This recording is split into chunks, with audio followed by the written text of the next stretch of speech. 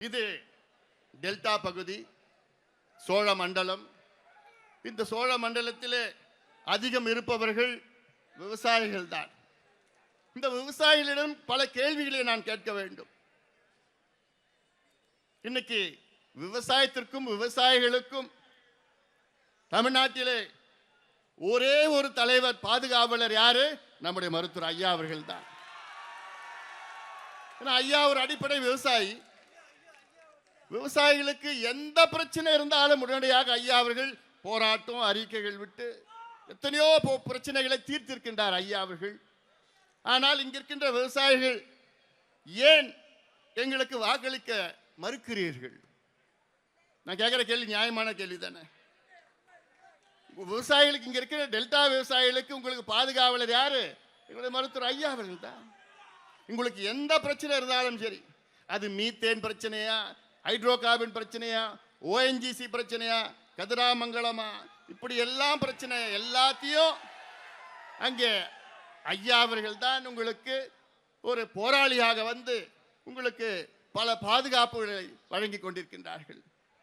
சமீபத்தில் நாடாளுமன்ற தேர்தலில் நம்முடைய வேட்பாளர் இங்கே போட்டியிட்டார். ஆனால் அவரை விட்டு சென்னையிலிருந்து யாருன்னு கூட தெரியாது. இந்த தொகுதிக்கும் சம்பந்தம் கிடையாது, இந்த மக்களுக்கும் சம்பந்தம் கிடையாது. எங்கிருந்தோ வந்து அந்த ஒரு வேட்பாளரை 3 லட்சம் ஓட்டு, 3 லட்சம் வாக்குகள் வித்தியாசத்தில் வெற்றி பெற வைக்கிறீர்களே. உங்களுக்கு என்னதான் நாங்க செய்யணும்? அப்புறம் உண்மையான உங்களுக்கு பாதுகாவலர் யாரு? ஒட்டுமொத்தம் இந்த சோழர் மண்டலம், இந்த டெல்டா பகுதியை பாதுகாக்க, காவிரி டெல்டாவை பாதுகாக்கப்பட்ட மண்டலமாக சட்டத்தை கொண்டு வந்தவர் எங்களுடைய மருத்துவர் ஐயா அவர்கள்.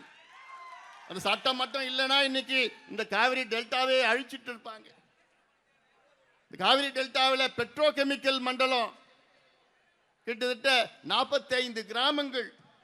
இந்த 45 கிராமங்கள் மட்டுமில்லை, ஒட்டுமொத்த டெல்டாவை அழித்திருப்பார்கள்.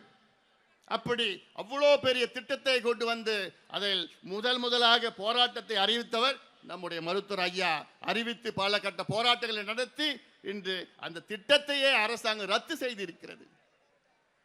மீண்டும் சொல்கின்றேன், ஒட்டுமொத்தமாக பாதுகாக்கப்பட்ட மண்டலமாக நம்முடைய மருத்துவர் ஐயா அவர்கள் இந்த காவிரி டெல்டாவை பாதுகாவலராக இருந்து வருகிறார்கள். அதனால தான் நான் கேட்கிறேன், நியாயமா நான் கேட்கிறேன். நான் இதெல்லாம் சிந்திக்க வேண்டும். இந்த டெல்டா பகுதியில் மட்டும் இல்லை, மக்கள் சிந்திக்க வேண்டும். நாங்க கேட்கறது என்ன? எங்களுடைய உரிமையை நாங்கள் கேட்கிறோம். அதிலும் குறிப்பாக இந்த சமுதாயம் மிக மிக மிக மிக பின்தங்கிய சமுதாயமாக, கூலிகளாக வாழ்ந்து கொண்டிருக்கின்ற சமுதாயத்திற்கு இந்த பிள்ளைகளுக்கு படிப்பு வேணும், படித்த பிள்ளைகளுக்கு வேலை வேண்டும் என்று அதைத்தான் தொடர்ந்து ஐயா அவர்கள் போராடி வருகிறார்கள். இந்த சமுதாயம் ஒன்றாக சேர்ந்து போராடி கொண்டிருக்கின்றோம். இதையெல்லாம் சமுதாய மக்கள் நீங்கள் எல்லாம் புரிந்து கொள்ள வேண்டும்.